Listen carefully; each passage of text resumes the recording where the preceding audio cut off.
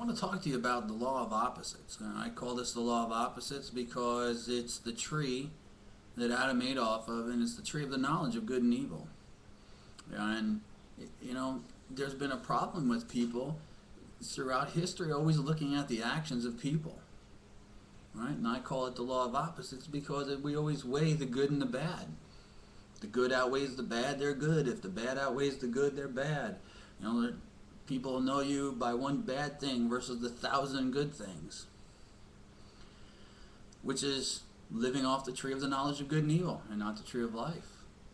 You know, and I want to start this out by saying we're supposed to see through this, through the law of opposites, through the good and through the bad.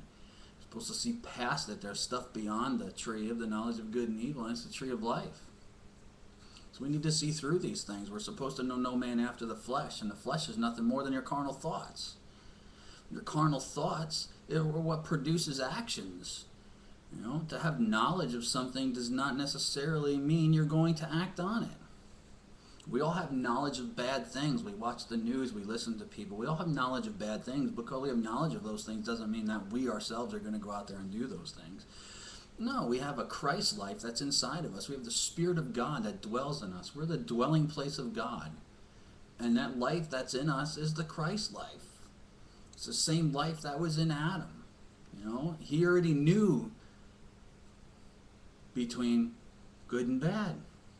He didn't have understanding of it.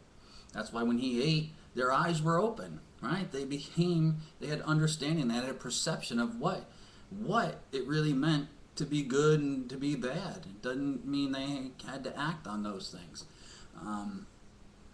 They just had a false perception. And it's the same thing that we do today. We have a false perception. We have an identity crisis. We always judge people by the things that they do, and we define people by the things they do. We don't define them by what God says. Right? We're supposed to, you know, people always say, don't judge me. You're not supposed to judge me. And you're right. You're not supposed to judge the person because God already judged them.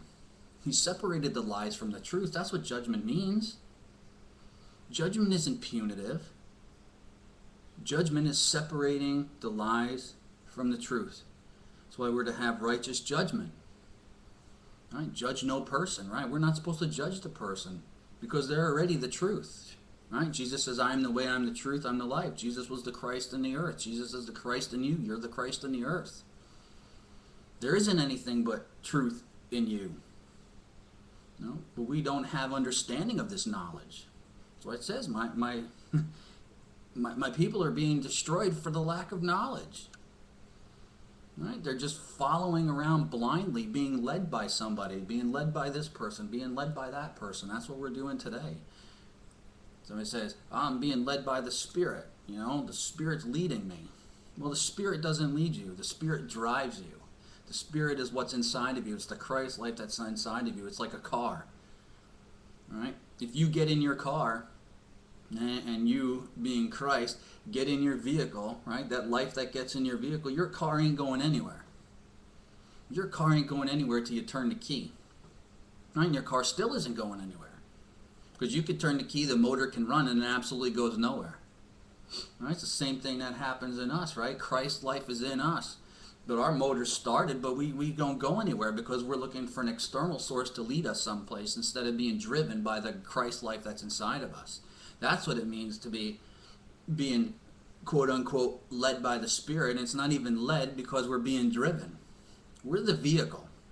The Christ is the driver. The Christ is the key. The Christ is the spark that ignites the starter. And then Christ is the thing that puts it in drive when we're open to hearing the truth of God. It's becoming enlightened. It's becoming the light of the world. But we got to see past the good and the evil.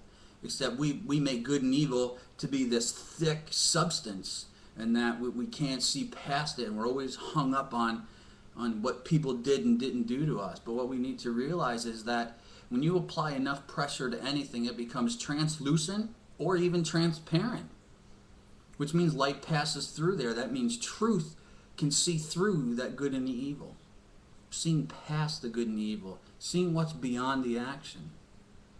Now, I'm not saying that people go and do whatever they want. I believe people need to be People need to judge the actions of others, but not the people.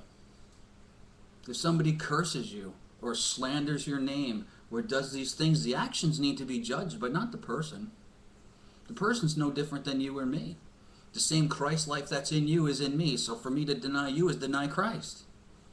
That's how real it is. It's not fake, it's not false. It says love your neighbor as yourself, right? Love your God. You can't love God if you can't love me, even if I don't see it the way you do. And vice versa. It's impossible. It's impossible to love God if you can't love me. It's impossible for me to love God if I can't love you. This is how real this is. And this is what God's doing. He's applying the pressure to us to not get us to see the good and the bad. Even though we can turn the news on and we can hear 1,000 bad things and we don't hear any good things on the news once in a great while.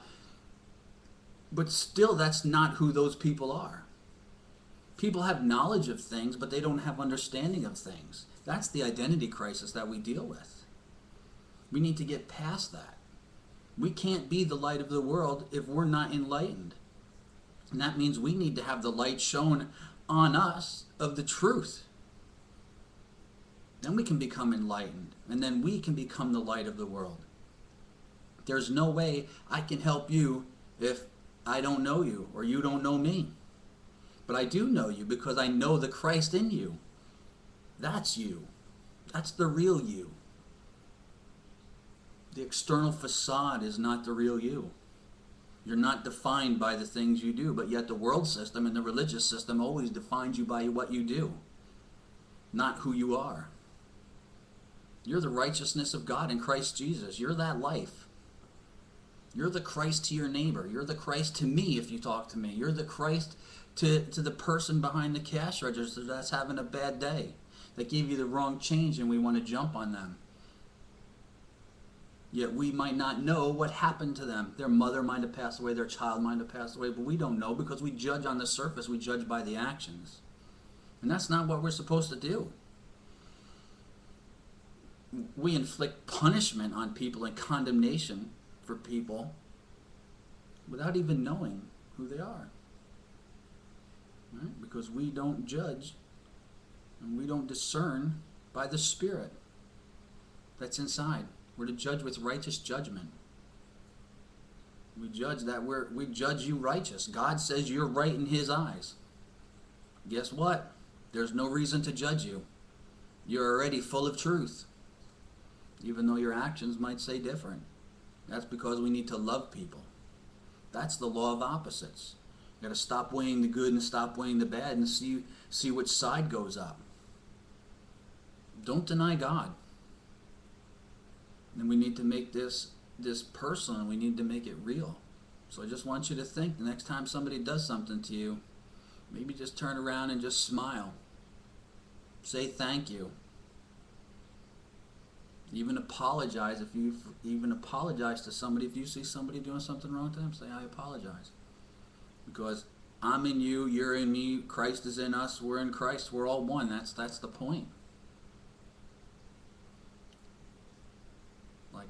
Like I say, truth is armor for your soul. Be the blessing in your world today. Thank you.